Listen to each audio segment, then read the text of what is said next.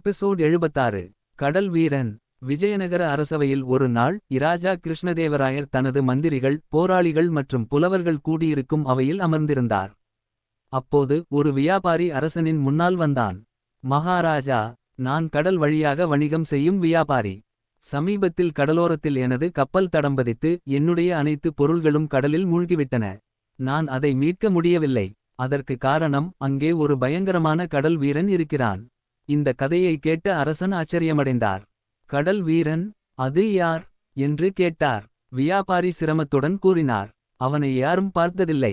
ஆனால் அவன் எங்கு இருக்கிறானோ அங்கே கப்பல்கள் மூழ்கிவிடுகின்றன. எந்த மனிதனும் அவன் பகையை சகிக்க முடியாது. அரசன் எண்ணத்தில் ஆழ்ந்தார். இந்த விஷயம் உண்மையா அல்லது வியாபாரியின் ஏமாற்று தந்திரமா என்று சந்தேகப்பட்டார். அப்போது அரசவையில் அமர்ந்திருந்த தெனாலிராமன் ஒரு சிறிய புன்னகையுடன் கூறினார், மன்னரே, இதை தெரிந்துகொள்ள ஒருவேளை நாமே ஒரு பயணம் மேற்கொள்ளலாமா? அரசன் சிரித்துவிட்டார். நீயா கடலுக்கு பயணம் செய்யப் போகிறாய்? நீ கடலுக்குள் விழுந்தால் என்ன செய்வாய்? அது என்னுடைய கவலை அல்ல, மன்னா. ஆனால் உண்மை என்ன என்பதை நாங்கள் கண்டுபிடிக்க வேண்டாமா? அரசன் சிந்தித்துவிட்டு சம்மதித்தார். சரி தெனாலி, நீயே அந்த கடலுக்குப் போய் இந்த கடல் வீரன் உண்மையா என்பதை அறிந்து வா. ஆனால் பாதுகாப்பாக இரு. கடல் பயணம். தெனாலிராமன் ஒரு சிறிய படகில் புறப்பட்டான். அவன் 2 நம்பிக்கையான மாலுமிகளை தேர்வு செய்து கொண்டான். அவர்களுடன் சில உணவுப் பொதிகள், கயிறுகள் மற்றும் ஒரு பெரிய குழம்பிய மாவு இருந்த பானை எடுத்துக்கொண்டு கடலில் சென்றான். ஒரு நாளும் இரவும் கடலில் பயணம் செய்த பிறகு வியாபாரி கூறிய இடம் வந்தது. அங்கு கடல் கொந்தளித்து படகை இழுத்து செல்ல முயன்றது.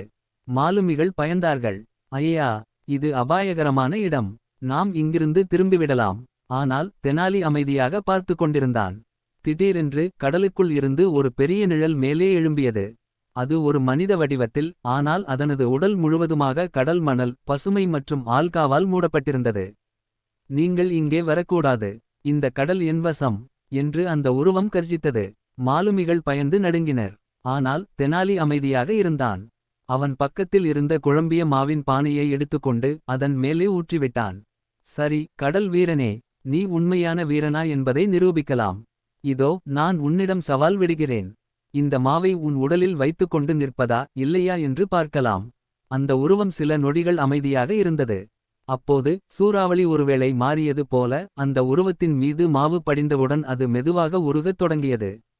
தெனாலி சிரித்துக்கொண்டு கூறினான், நம்முடைய கடல் வீரன் ஒரு சாதாரண மணல் உருவம்தான்.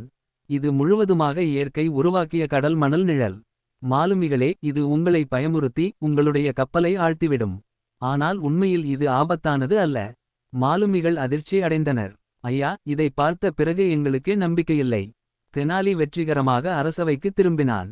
மன்னர், மந்திரிகள் மற்றும் பொதுமக்கள் அனைவரும் அவன் அறிவுக்கு பாராட்டுக்களை கூறினார்கள். நீ உண்மையான தந்திரமான வீரன், தெனாலி.